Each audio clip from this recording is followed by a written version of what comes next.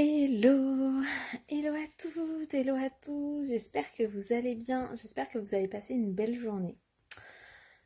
Pour ceux qui ne me connaissent pas, je suis Stéphanie Loyer, je suis la fondatrice de Raise Yourself et j'accompagne mes clients et mes clientes à réaliser leurs ambitions pro et perso. Ce qui vient de se passer est dingue, dingue, dingue, dingue. Et du coup, ce soir, ce dont je vais vous parler, c'est de décoller les étiquettes. Pour plusieurs raisons. Et du coup, je vais vous parler plutôt à la fin du live de ce qui s'est passé pour moi ce soir. Mais déjà, je vais vous partager deux anecdotes en fait que j'ai eues avec deux clientes différentes. Une de mes clientes qui me dit: mais Stéphanie, en fait, moi j'ai un problème, je suis quelqu'un qui suis toujours en retard.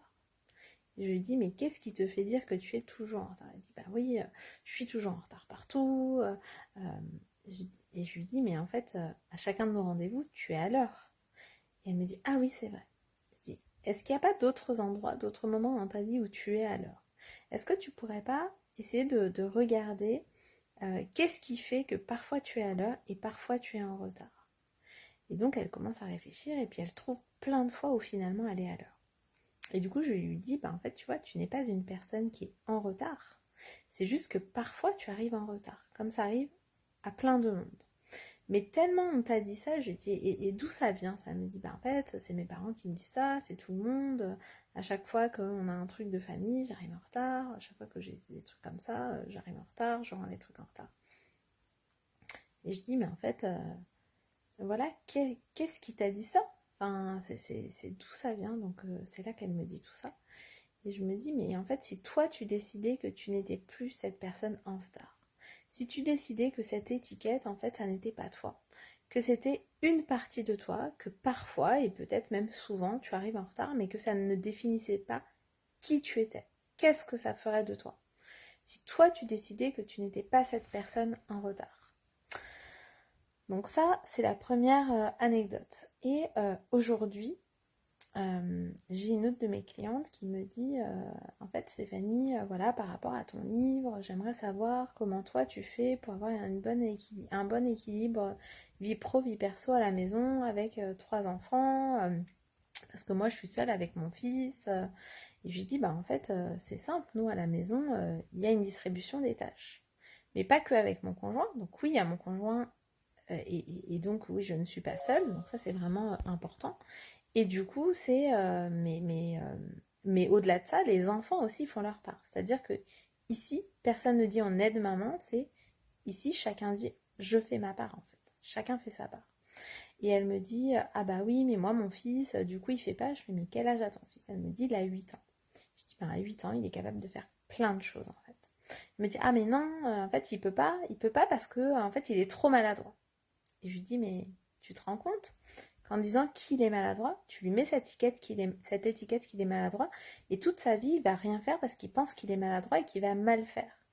Je lui dis, et évidemment, quand je lui dis ça, il y a zéro jugement de ma part, et je lui dis ça avec beaucoup d'amour, mais c'est plutôt, moi, ma façon en fait de m'adresser à mes enfants, quand ils cassent quelque chose, c'est de leur dire plutôt, merci pour les cœurs, c'est de leur dire en fait, ben non, je vais pas vous gronder parce que vous avez cassé un verre. Par contre, je vous félicite parce que si vous avez cassé ce verre, c'est parce que vous avez fait quelque chose, c'est parce que vous avez contribué. Il n'y a que ceux qui ne font rien, en fait, qui ne cassent jamais rien, qui sont pas maladroits. Si on fait rien, si on bouge pas, il se passe rien. Et donc, bah moi, plutôt que de les gronder, je vais les féliciter. Alors, bien sûr que c'est important de pouvoir... désolée, je viens de voir un message et ça m'a perturbée. Bien sûr que c'est important de pouvoir leur dire que il faut faire attention, et notamment quand on casse des verres, bah, c'est dangereux, surtout pour eux, c'est surtout ça qui est important. Mais elle me dit: bah oui, quand il fait la vaisselle, s'il fait la vaisselle, il va en mettre partout, il met de l'eau partout. Je dis: mais en fait, ce qui est important, c'est s'il met de l'eau partout, ben, c'est lui qui nettoie. Donc en fait, il répare son erreur. Donc ça le rend responsable, ça le rend autonome, et au moins, il participe. Et t'inquiète pas que si à chaque fois qu'il fait tomber un truc, c'est lui qui ramasse, c'est lui qui répare, c'est lui qui nettoie, bah il fera d'autant plus attention en fait. Et du coup, elle me dit, ah oui, c'est vrai. Enfin voilà, en tout cas, j'ai senti, je sais pas si elle était prête à déléguer en fait certaines tâches, mais en tout cas, c'est de lui dire, si toi-même, en tant que parent, tu dis à ton fils ou à ta fille qu'elle est comme ci, qu'il est comme ça, en fait, ça, c'est ce qu'il va croire toute sa vie.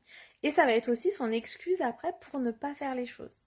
Et je dis, bah en fait, si on enlevait nos étiquettes, si on se disait que bah peut-être qu'effectivement, il est peut-être plus maladroit que la moyenne en fait des gens. Peut-être que c'est juste nous des fois qui sommes pas patients pour nettoyer, pour apprendre les choses en fait à nos enfants pour qu'ils soient assez autonomes. Parce qu'évidemment, ça prend plus de temps d'enseigner les choses que de les faire nous-mêmes.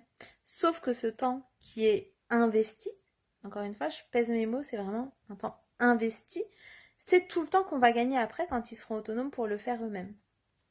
Et donc tout ça, bah voilà, c'est comment on va venir décoller les étiquettes. Et maintenant, je viens à cette soirée qui était juste incroyable, qui a été de me dire, moi pendant des années, je me suis dit, mais moi je suis nulle en réseautage, je suis nulle en réseau, j'ai pas appris ça à l'école, je sais pas faire, c'est pas inné pour moi, j'aime pas ça, c'est de la politique, c'est ceci, c'est cela. En fait, je viens de mettre en relation un pro du réseautage avec un réseau d'une école de commerce. Il vient de faire une conférence qui devait durer 1 heure, qui a duré 2 heures. Donc c'était vraiment généreux de sa part de faire une offre en fait à la fin de cette conférence pour un accès privilégié en fait à tous les alumni mais aussi aux étudiants et aussi à toutes les personnes pour qui cette conférence était ouverte. Pour ça, il y avait 501 inscrits. Ils ont jamais vu ça. Ils ont jamais vu ça.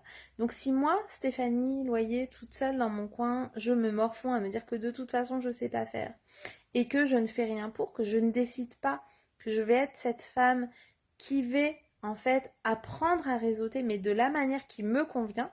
Et pourquoi j'ai mis en contact en fait cette personne avec ce réseau, c'est parce que la manière de faire de Jérémy en l'occurrence, vous irez regarder son profil, j'en ai déjà parlé sur mes lives, mais il s'appelle Jérémy Van Op Den Bosch. Allez regarder son profil, ce qu'il fait c'est incroyable et c'est surtout sa manière de réseauter qui me plaît. C'est-à-dire que un des premiers conseils de ce qu'il donne, de ce qu'il transmet, c'est avant d'aller voir les gens pour leur demander quelque chose, c'est on donne, on donne, on donne sans rien attendre en retour. D'accord? Donc ça, c'est vraiment important et c'est vraiment ce qui m'a accroché en fait dans sa formation et aussi dans tout ce qu'il propose. Mais ça me demande aussi à moi, et ça, voilà, c'est de me dire, ben waouh en fait, waouh, tout ce chemin parcouru. Si j'étais restée avec mon étiquette collée que je ne sais pas faire, bah ok, c'est facile, je dis pas, c'est pas de ma faute, je sais pas faire. Ben non, en fait, à un moment donné, je prends ma responsabilité. Ok, je sais pas faire, et en quoi ça va être important pour développer mon business? En quoi ça va être important pour me développer aussi socialement? Pour trouver des meilleurs postes, pour trouver des prospects, pour trouver des clients, pour avoir, j'en sais rien, des vacances au meilleur prix. Enfin voilà, c'est vraiment le réseau, ça sert dans toute notre vie, d'accord? Euh, et donc, bah, c'est à moi de prendre ma responsabilité, de me dire, bah, en fait, cette étiquette que je me colle ou que quelqu'un me colle, mes parents, la société, enfin peu importe, comment moi je décide à cet instant de la décoller. Et qu'est-ce que je fais de ça? Et donc, bah, moi j'ai pris une formation, je me suis formée. Et en fait, bah, j'ai mis en connexion, j'ai été le connecteur entre lui et ce réseau. Et en fait, ils n'ont jamais vu ça. 501 inscrits pour la conférence de ce soir. Donc tout le monde n'était pas en live, mais en live, il y avait au plus grand nombre 170 personnes en live. Ils n'ont jamais vu ça. 170 personnes en live avec, ça devait durer 1 heure, avec à la fin des 2 heures et quart que ça a duré, encore 110 personnes. C'est-à-dire que 110 personnes sont restées jusqu'au bout. Il y avait même des personnes qui étaient dans d'autres pays et dont une personne qui était là alors qu'il était 3 heures du matin chez elle.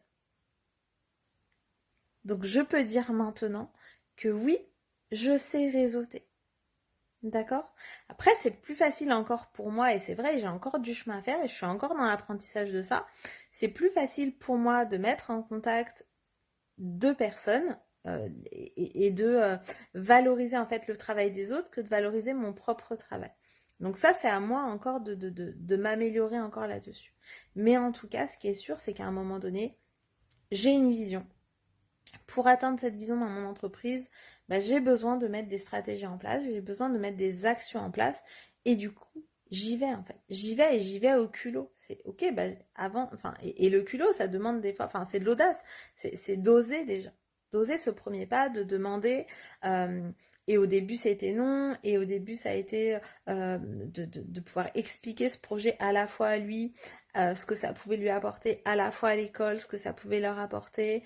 J'ai essuyé des refus, mais j'ai rien lâché en fait. Je suis allée au bout du bout du bout. Et le résultat est là ce soir. On a fait déjà ce que je pensais faire en 6 mois. On l'a fait en 1 mois et demi. Euh, et c'est 501 inscrits qui va pouvoir bénéficier en fait de tous ces conseils sur le réseautage. Waouh, waouh. Et vous, donc ça c'est ma question pour vous, c'est et vous, qu'est-ce que vous vous empêchez de faire aujourd'hui à cause des étiquettes qu'on vous a collées sur le dos? Première question. Deuxième question, c'est qui seriez-vous aujourd'hui si vous n'aviez pas cette étiquette? Et troisième question, c'est qu'est-ce que vous attendez pour décoller cette étiquette? Et si, à partir de ce moment, à partir de ce live, vous décolliez cette étiquette et vous y alliez? Alors, répondez-moi à ces questions peut-être soit en MP, soit sous cette vidéo. Et surtout, si vous pensez que cette vidéo, elle peut aider quelqu'un, ne serait-ce qu'une personne, à arrêter de croire ce qu'on lui a fait croire ou ce qu'elle veut bien croire pour ne pas faire ce qu'elle a à faire, transmettez-lui. Transmettez-lui. C'est life changing, c'est un déclic de malade. Et du coup, vous pouvez faire avancer quelqu'un. Donc n'hésitez pas. Je vous souhaite une très très belle soirée. Je vous retrouve demain pour la suite de ce défi 365 jours de live. Je vous embrasse très fort. À demain.